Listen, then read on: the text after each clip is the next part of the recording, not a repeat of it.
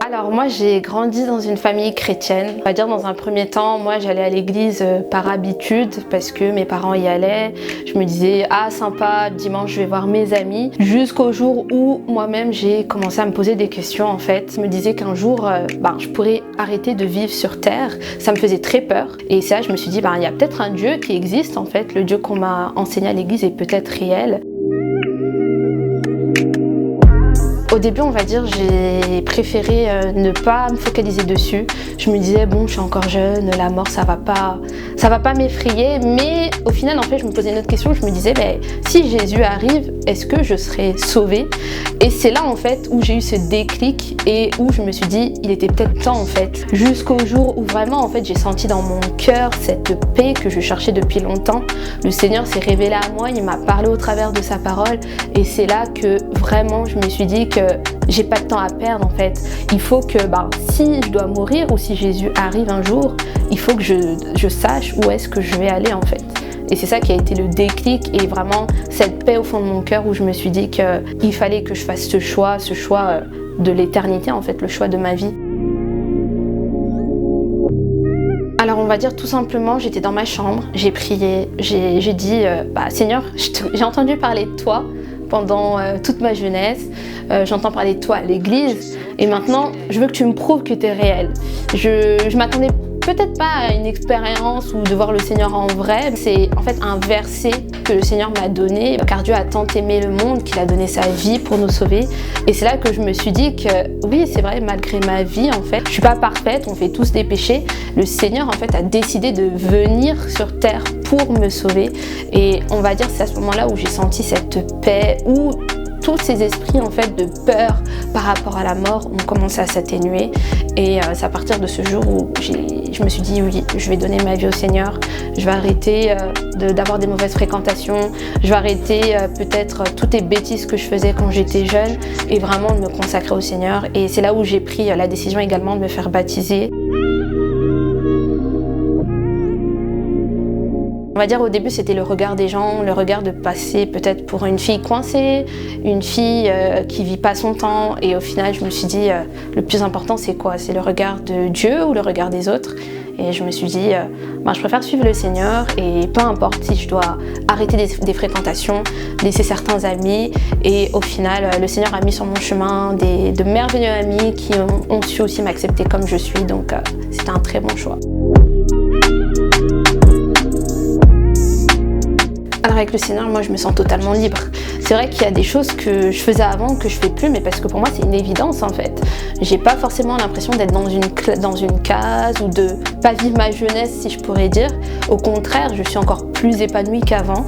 J'ai gagné beaucoup de confiance en moi en fait, parce qu'avant j'étais une fille très timide qui n'osait pas s'exprimer, et maintenant j'ai gagné plus confiance en moi. Je me suis rendu compte que le Seigneur avait mis des talents merveilleux en moi qui bénissent les autres. Donc on va dire que pour moi en fait je suis toujours libre et encore plus épanouie dans le Seigneur.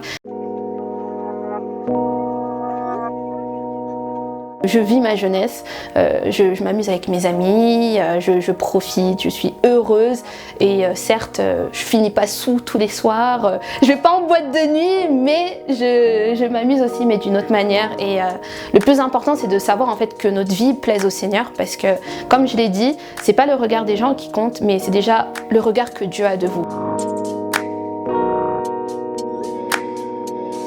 Honnêtement, j'ai zéro regret. Il y a même des moments où je me dis mais pourquoi j'ai pas connu le Seigneur avant? Ça m'aurait évité tellement de choses.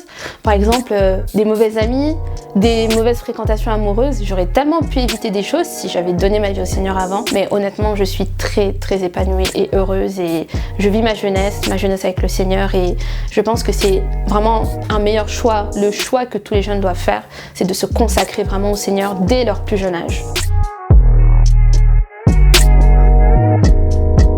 Alors je dirais la Clarisse d'aujourd'hui a beaucoup plus confiance en elle, c'est faire des bons choix.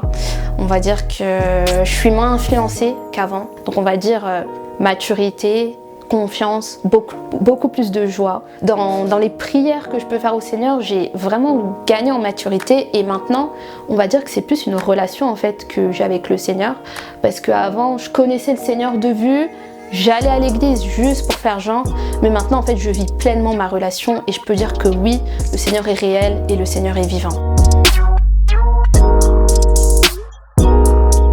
En fait, tout simplement, dans tous les choix que je fais, je demande « Seigneur, qu'est-ce que t'en penses ?» Et c'est ça en fait que c'est une relation avec le Seigneur. C'est pas de se dire « Je fais ma vie, après, bon, Seigneur, tu verras si t'approuves. » C'est ce que je faisais dans le passé. Mais maintenant, avant chaque choix, je dis « Seigneur, qu'est-ce que t'en penses ? Est-ce que c'est bon pour moi ? Est-ce que c'est pas bon ?»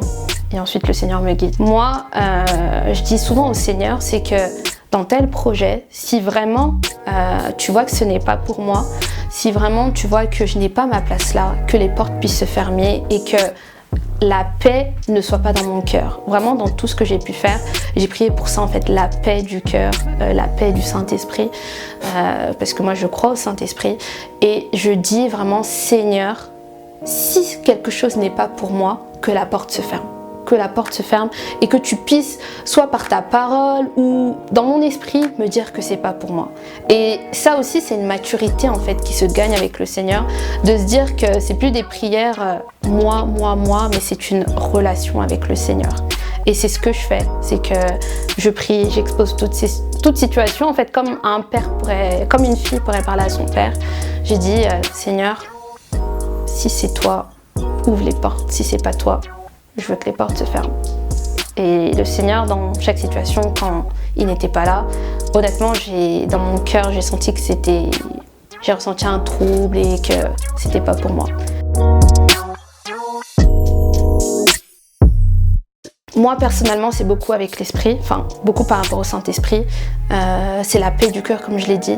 Il y a des situations où je le ressens au plus profond de moi que c'est pas la bonne voie. Et ça peut être drôle, en fait, mais il y a des moments, je vais me lever, je vais prier, il y a une parole qui va venir, enfin, il y a un verset, un bout de verset qui va arriver, qui va être dans mon esprit, qui va être fort, et où je vais chercher dans la Bible, et bizarrement, en fait, ça va parler de ma situation, ça va avoir des similitudes avec ma situation.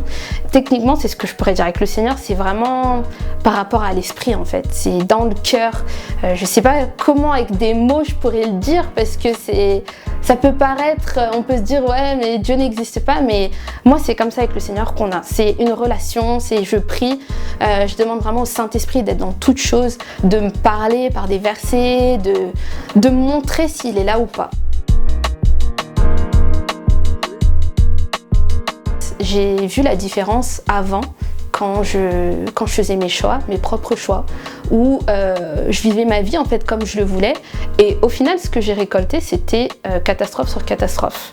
Vraiment, ça a été des expériences difficiles, notamment une relation où j'ai souhaité m'engager sans forcément écouter ce que le Seigneur m'avait dit, et pourtant le Seigneur m'avait dit des choses sur cette personne, et au final, j'en suis sortie très détruite et déçue.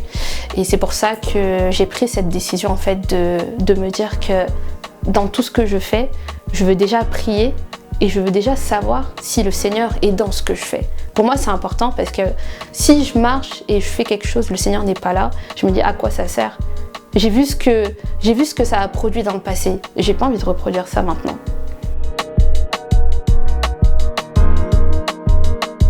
On se dit, mais ouais Seigneur, j'ai décidé de te confier ma vie, j'ai décidé de faire ma vie avec toi, pourquoi je suis confrontée à ça en fait ? Pourquoi je dois vivre des épreuves ? Est-ce que ça veut dire que tu m'as abandonnée ? Donc on va dire que la vie est faite de hauts et de bas, où par moments on peut relâcher un peu, on peut se dire à quoi ça sert quand je vois des amis qui n'ont peut-être pas donné leur vie et qui ont l'air de vivre leur meilleure vie. Et après c'est là que tu te rends compte, certes les gens vivent leur meilleure vie, mais est-ce qu'ils savent où est-ce qu'ils iront après ? C'est ça la réelle question en fait à se poser, c'est que la vie sur Terre est courte et qu'il y a un après. Et c'est ça en fait qui me fait toujours percuter, où je me dis il faut penser aussi à cet après et qu'il faut mettre sa vie avec le Seigneur en règle tous les jours de notre vie. Parce qu'on ne sait pas quand est-ce que notre vie sur Terre sera terminée.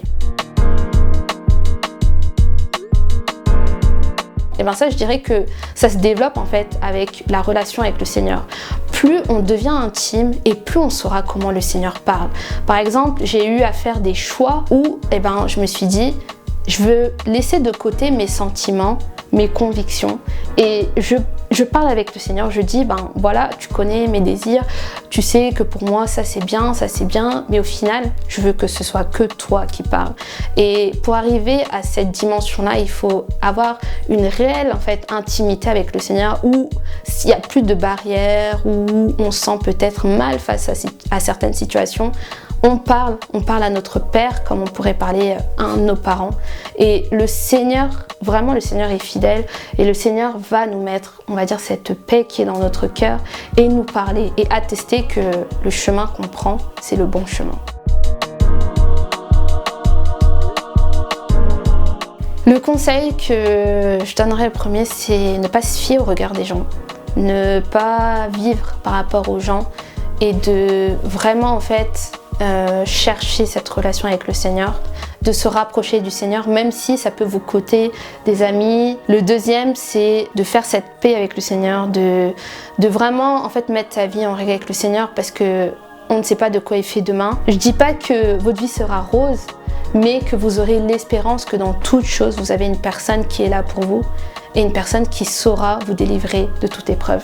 Donc, comme on dit, les bons choix, il faut les faire dès maintenant. C'est pas plus tard parce que personne n'est maître de sa vie et on ne sait pas de quoi il fait demain. Comme il a dit dans sa parole, il a prévu des projets de paix pour nous et non des projets de malheur.